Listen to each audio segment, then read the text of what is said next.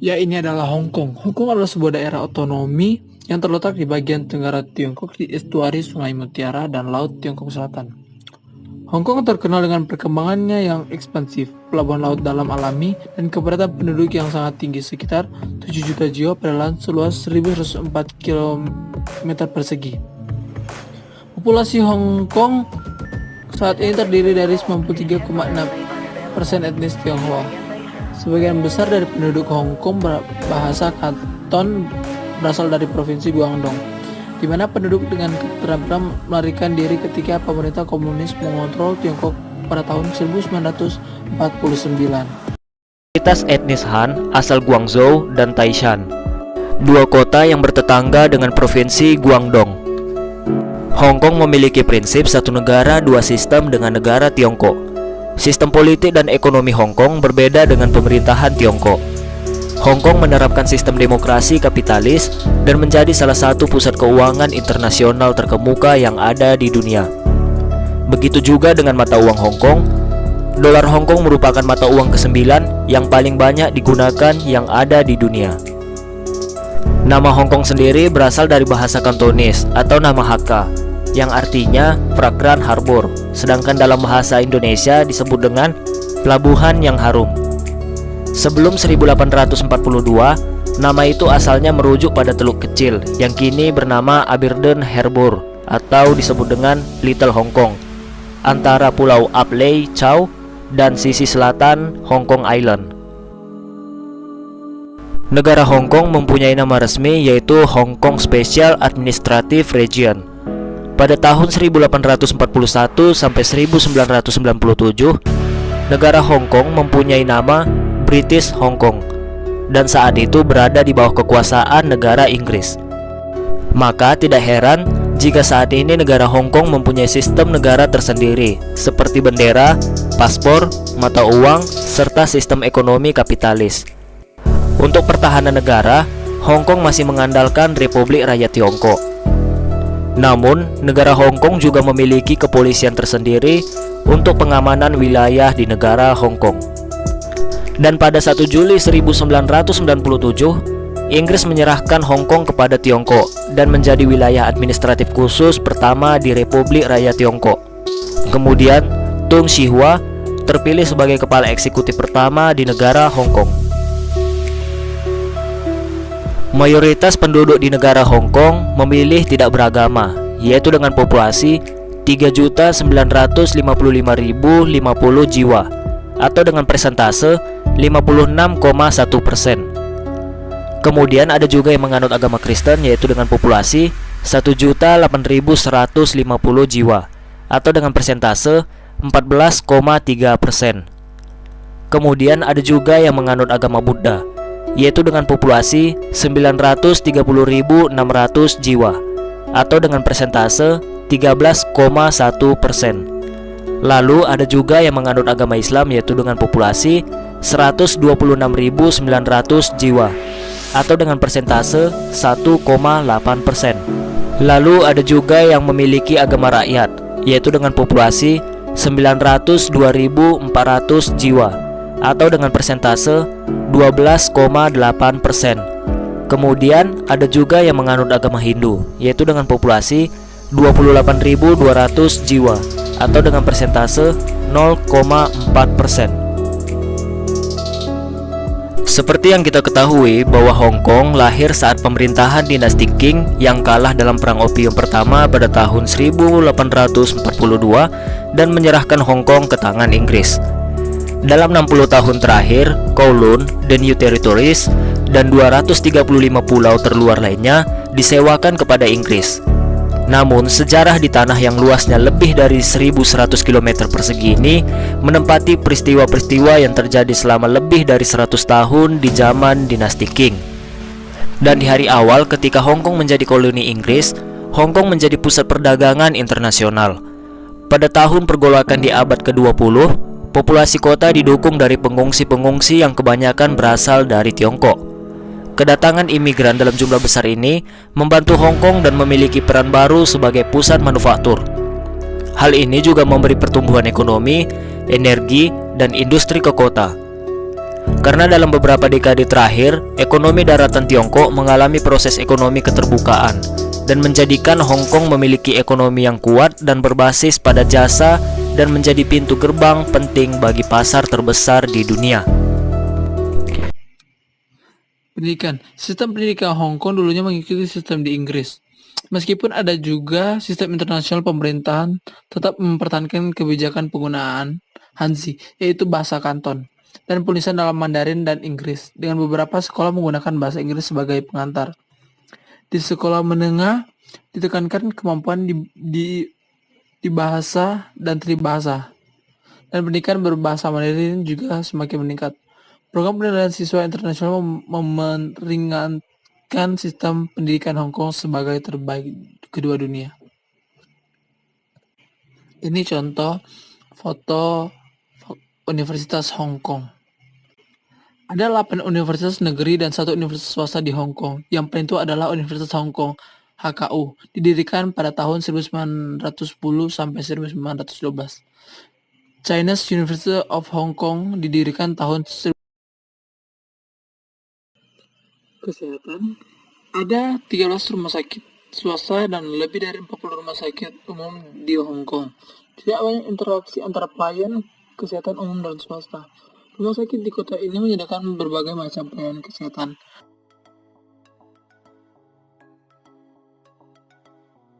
Setiap negara memiliki sistem pendidikan, karena melalui pendidikan, suatu bangsa mewariskan segala pengalaman, pengetahuan, keterampilan dan sikap, agama, keunggulan-keunggulan dan ciri-ciri watak khusus yang dimilikinya dengan cara tertentu kepada generasi penerusnya. Sehingga, pendidikan dipandang sebagai cerminan dari suatu masyarakat atau bangsa. Dan sebaliknya, suatu masyarakat atau bangsa dibentuk oleh sistem pendidikannya. Salah satunya adalah Hong Kong. Hong Kong sebagai sebuah daerah otonomi yang terletak di bagian tenggara Tiongkok. Hong Kong terkenal dengan perkembangannya yang ekspansif, pelabuhan laut dalam alami, dan kepadatan penduduk yang sangat tinggi.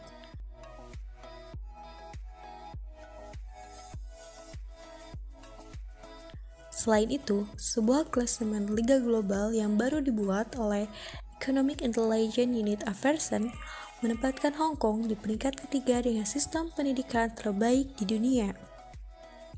Menarik, bukan? Tentu menarik. Lalu, bagaimana sistem pendidikan Hong Kong? Berikut ini adalah beberapa hal menarik mengenai sistem pendidikan Hong Kong.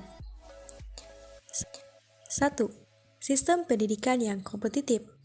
Sistem pendidikan yang diterapkan oleh pemerintah Hong Kong adalah kompetitif dan mengedepankan kualitas pengajar. Pendidikan di Hong Kong lebih mengutamakan pengetahuan, keahlian praktik, serta kemampuan interpersonal.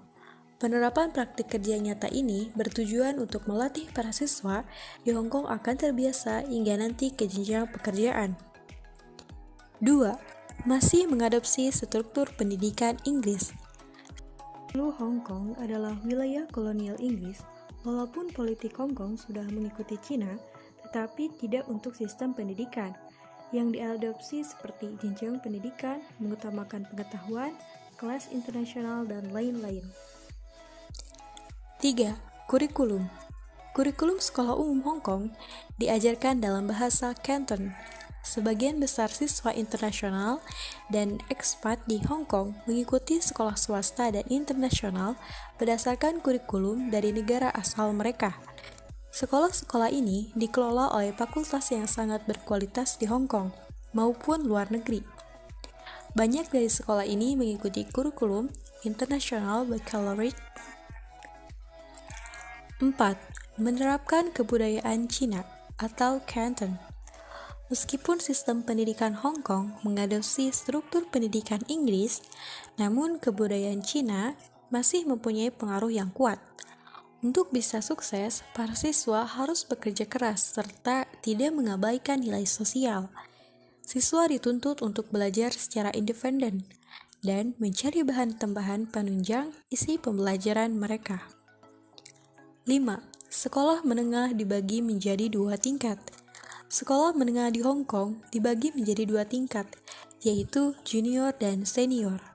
Sekolah-sekolah menengah itu sendiri dibagi menjadi 3 kelompok. Tujuan pengelompokan ini adalah untuk menentukan peringkat dalam urutan prestis akademik dengan kelompok 1 yang paling bergengsi. Semakin baik peringkat pengelompokan dari sekolah, semakin besar kesempatan pula yang diperoleh untuk masuk ke universitas bergengsi. 6. Standar umur. Dimulai pada usia 3 tahun memasuki TK. Setelah TK, siswa masuk 6 tahun sekolah dasar. Masing-masing dari 3 tahun terakhir dari sekolah dasar diakhiri dengan pemeriksaan intens yang menentukan sekolah menengah bagi setiap siswa yang memenuhi persyaratan. 7. Adanya ujian. Hong Kong menerapkan ujian di setiap akhir periode sekolah menengahnya yang ditandai dengan 2 ujian. Pertama, sertifikat ujian pendidikan Hong Kong, dan kedua, pemeriksaan tingkat lanjutan Hong Kong. Pemeriksaan tingkat lanjutan Hong Kong ini mirip dengan ujian A-level di Inggris, dan nilai yang diperoleh siswa menjadi faktor terpenting dalam proses penerimaan di universitas. 8. Adanya beasiswa. Lebih dari 20% anggaran belanja pemerintah Hong Kong adalah untuk sektor pendidikan. Kuliah di Universitas Hong Kong tidaklah murah, sekitar $10.000 per tahun.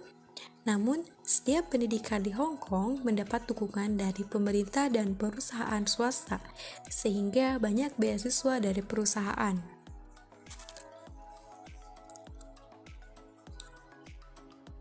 9. Kelas internasional. Universitas di Hong Kong umumnya sangat tertarik untuk menerima mahasiswa internasional. Mereka sering menawarkan program beasiswa untuk membantu mendukung calon siswa negeri paling berbakat. Beasiswa bagi pelajar internasional juga ditawarkan oleh pemerintah Hong Kong. Universitas Hong Kong juga menuntut kemampuan tingkat tinggi dalam bahasa Inggris, dan siswa yang non-venutur asli harus mengambil tes bahasa Inggris sebelum masuk. 10. Program gelar ganda. Struktur perkuliahan tingkat sarjana di Hong Kong sama dengan struktur Inggris. Selain mengambil major atau kejurusan utama, siswa juga diperbolehkan untuk mengambil minor atau konsentrasi lain dari jurusan utama. Program belajar pada umumnya berlangsung selama 4 tahun, tetapi beberapa institusi juga menawarkan program gelar ganda, di mana siswa mendapatkan 2 gelar pada saat kelulusan. Sistem pendidikan Hong Kong hampir sama dengan Indonesia, seperti waktu belajarnya, 9 jam per hari. Berikut ini adalah kekurangan yang dirasakan oleh sebagian anak-anak di Hong Kong. 8 homework assignments. Jet always complains it's too much for a pupil in grade 3. The 8-year-old boy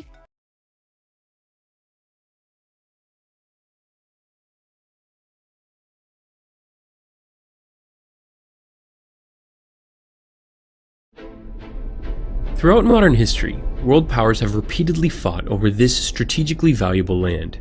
Its name means fragrant harbor in Chinese, but it could also mean city of change. This is the story of Hong Kong. The first wave of people to arrive in large numbers had fled Genghis Khan and his brutal Mongol hordes. They chose Hong Kong because of its advantageous geography.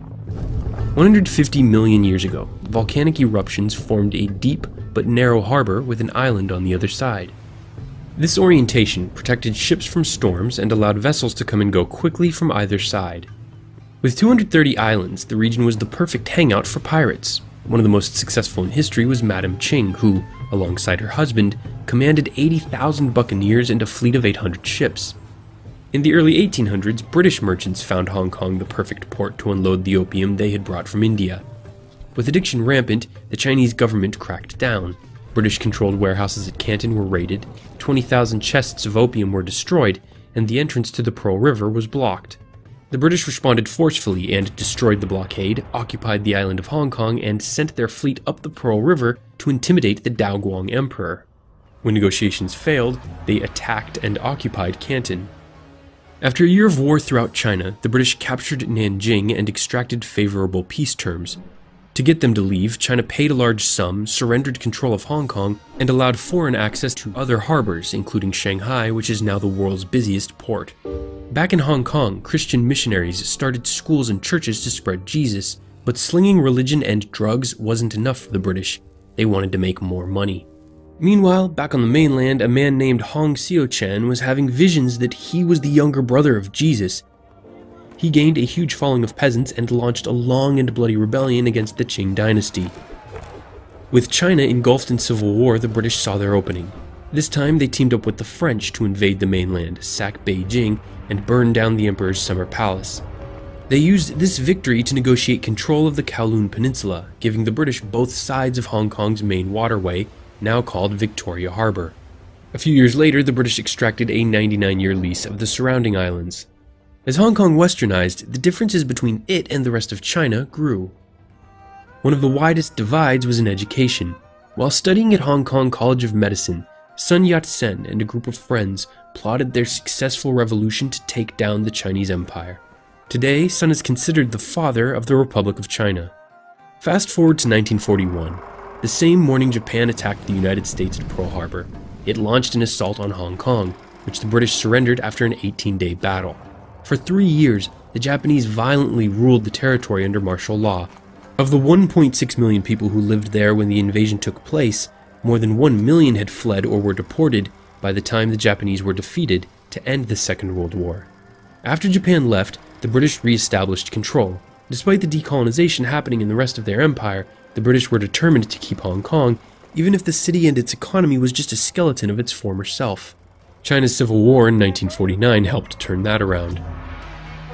The Communist Party's victory forced Shanghai's capitalist class to flee to Hong Kong. This transformed it into a thriving manufacturing center. But working conditions were poor and squatter camps grew out of control. 53,000 people were left homeless when a fire ripped through one of these shanty towns. The housing shortage led to the embrace of the high-rises that now define the Hong Kong skyline. When war broke out in Korea in 1950, the West blocked all trade with China. With access cut off to mainland markets, Hong Kong's economy suffered a sharp downturn that amplified social unrest. To recover, Hong Kong's capitalists turned to high-tech electronics and finance. In the 1970s and 80s, with Hong Kong finally thriving again, China demanded that Britain hand over the entire territory in 1997 when the 99-year lease over the new territories was set to expire.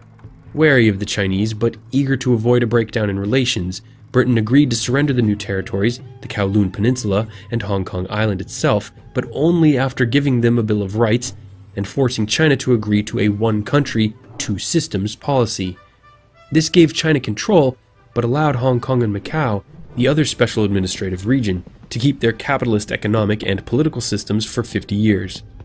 In the 2 decades since the handover, Hong Kong's economy has remained open and strong, but China has begun to assert more control.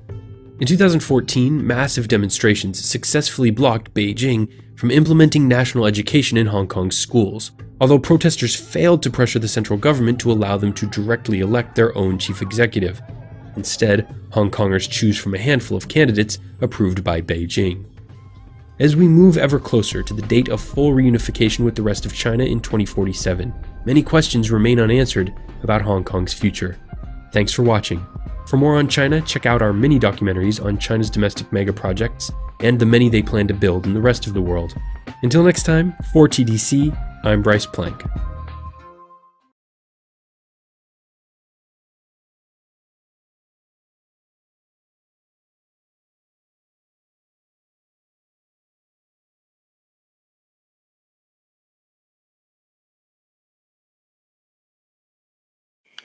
Berikut video tempat wisata yang harus kita kunjungi di Hong Kong.